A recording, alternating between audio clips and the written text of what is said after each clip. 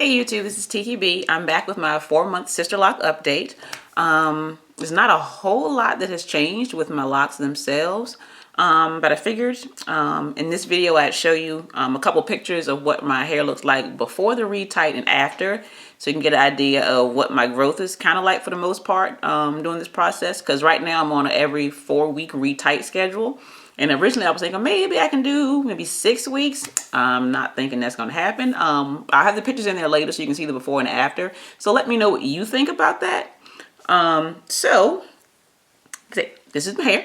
Like I said, they don't look much different. You have to excuse the fact they look a little crazy right now because I walked to church. So I had a scarf and a hat on. So I just kind of took it down and shook it out for the video. So it's looking kind of crazy right now. Let's see.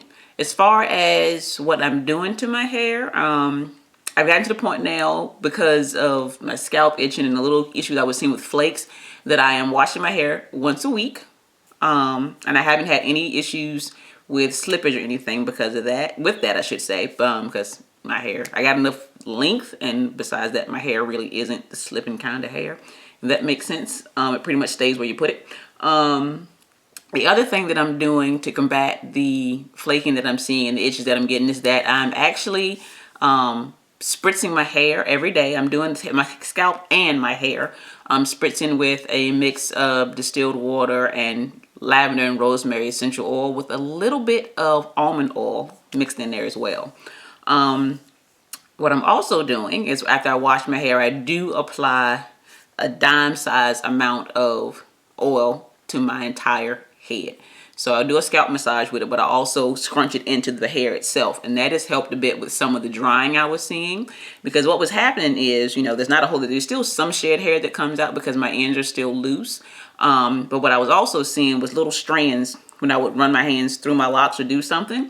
And I'm thinking that's because it was just dry. So those little hairs that stick out because of the way the interlocks work versus the coils, you have those little sprigs that sit up. And what was happening is I was seeing those breaking off. So it was just telling me my hair was getting dry from just using water only. So I've started, scrunching in the oils in the length of my hair and then massaging my scalp. And when I say I'm using a dime size amount, I actually mean a dime size amount, not the dime or quarter size amount that us naturals typically use when we use products. And that has made a huge difference in how my hair feels. And I'm no longer seeing those little broken hairs all over the place. The once a week washing and this massaging my scalp with a little bit of oil on my fingertips, that has made a huge difference in the itch, and I'm no longer seeing as many flakes as I was when I was doing the wash every 2 weeks as opposed to once a week. So the flakes aren't completely gone yet, but I think they will be here in the next couple weeks because I've only been doing this once a week washing method for the last month. So yeah, that's pretty much where I am. I haven't done any styles with it. I've pretty much just been doing a wash and go because I just wash it up, and then after I wash it, I'll braid or twist it, or actually I'll wrap it I'll plop it with a t-shirt to get most of the water out of it, and then I braid or twist it and just wear a braid or twist out just to give it a little body. That's about it.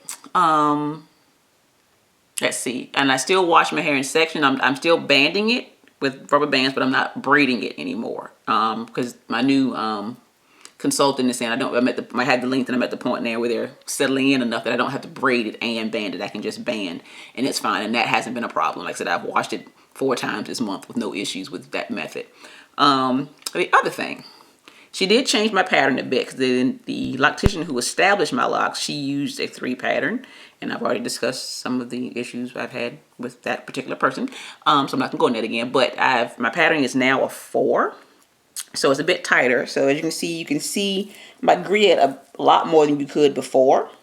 And compared to some, it's still not a whole lot of visible grid. But for me, I feel a little bit like a plucked chicken when I look at it from the top.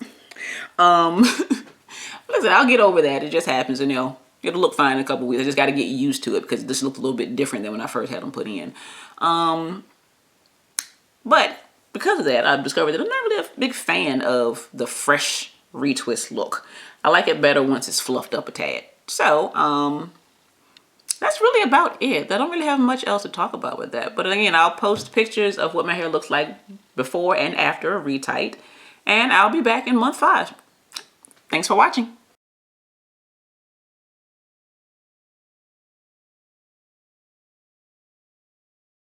Hello again.